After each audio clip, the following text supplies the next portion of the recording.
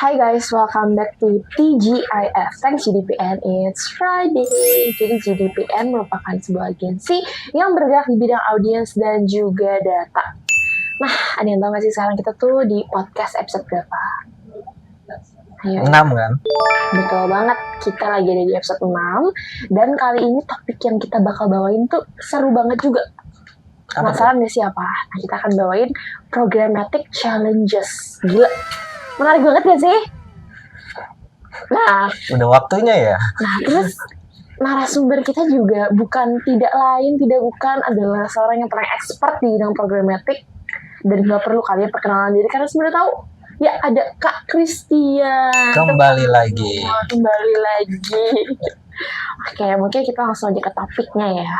Nah, menurut pengalaman kakak nih, pasti kan kakak udah berpuluh-puluh tahun kan di bidang programmatic. Lebay. Kira-kira tantangan apa sih yang sering muncul saat jalanin campaign programmatic? Mungkin pertanyaan lebih tepatnya tantangan yang ada di dunia programatik mungkin ya. Oke. Ada banyak hal sih, cuman mungkin kita ambil yang lebih sering ditemui. Yang pertama itu BAV. Nah, pernah dengar nggak tuh? BAV apa itu? BAV itu singkatan. B-nya brand safety, A-nya ad fraud, V-nya viewability.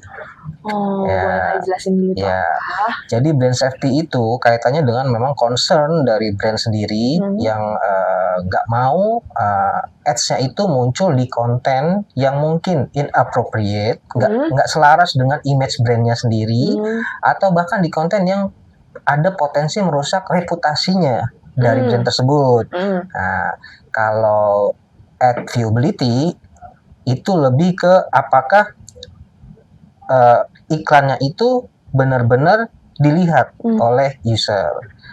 Lalu juga ada ad fraud, itu kaitannya sama apakah ads-nya itu ada interaksi dengan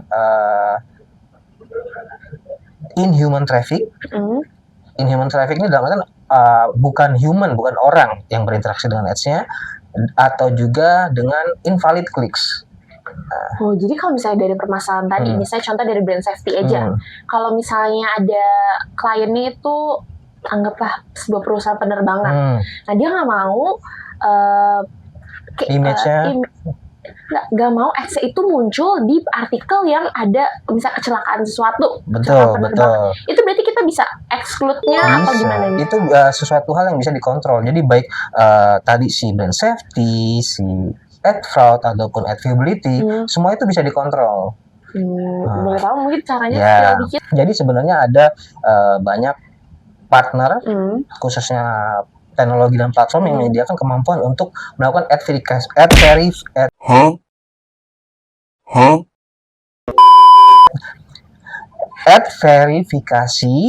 dan juga pencegahan terhadap ad fraud ataupun measurement terhadap viewability. Nah, jadi semua ads yang berjalan itu bisa dikontrol, mau muncul di placement yang seperti apa, mengikuti standarnya bagaimana, itu bisa dilakukan. Berarti kayak kemungkinan misalnya yang tadi tuh ad fraud misalnya ada orang dari luar negeri gitu akan klik jadi kan nggak valid ya, jumlah klik yang ada itu bisa diblok. Ya, itu dilakukan setupnya ntar oleh teknologi platform itu. Mantap. Gitu. Kalau ada lagi nggak sih yang lain gitu, permasalahan apa yang sering muncul? Yang kedua itu adalah data quality dan privacy. Nah, jadi sebenarnya yang namanya programmatic advertising itu idealnya ya heavy ke penggunaan audience data. Tapi tentunya juga harus dipastikan dari kualitas dan akurasinya. Juga tentunya harus mengikuti regulasi yang berlaku di negara di mana dilakukannya kegiatan beriklan tadi. Ini ya, pusing, kompleks ya. Apalagi nih Kak selain itu? Yang ketiga itu targeting dan personalisasi. Jadi memang dari brand ataupun eksekutor programatik itu sendiri, dia perlu memahami balance antara precise targeting Hmm. dan juga personalisasi dari ads-nya itu. Oke. Jadi diharapkan kayak usernya pun nggak akan fatigue ya, karena dapat iklan yang sama terus menerus. Jadi ada yang namanya frekuensi manajemen tuh buat kontrol itu. Atau ada juga yang namanya DCO, Dynamic Creative Optimization. Ads yang sesuai itu hanya dipaparkan ke emang user yang mempunyai interest yang dikendaki. Jadi kayak beda interest berarti udah dia dapat ads yang berbeda. Oke.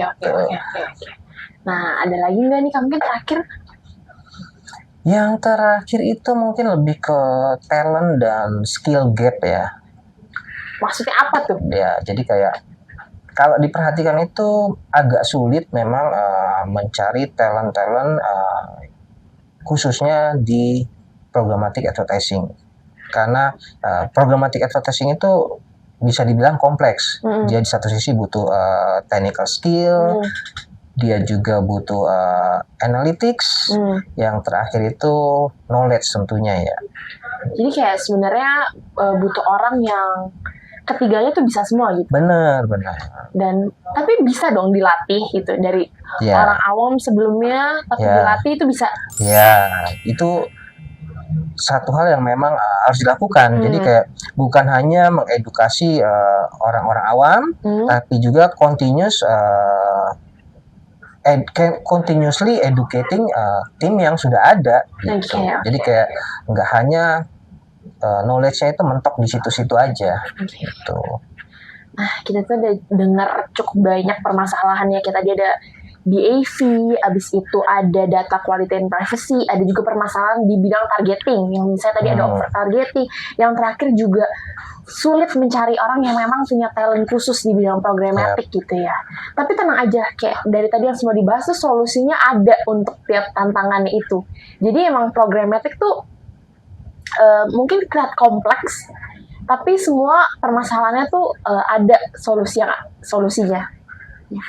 Nah, mungkin sekian dulu kan ya topik kali ini mengenai programmatic challenges, dan kita bakal hadir lagi minggu depan dengan topik yang bakal seru lagi.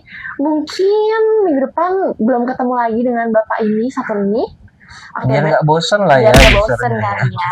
Mungkin kalian harus tetap stay tune dan jangan lupa untuk like, Mana komen, linknya mana? dan Situ, juga situ. di sini kali ya. Oh, iya. Subscribe di bawah ini. Bye guys.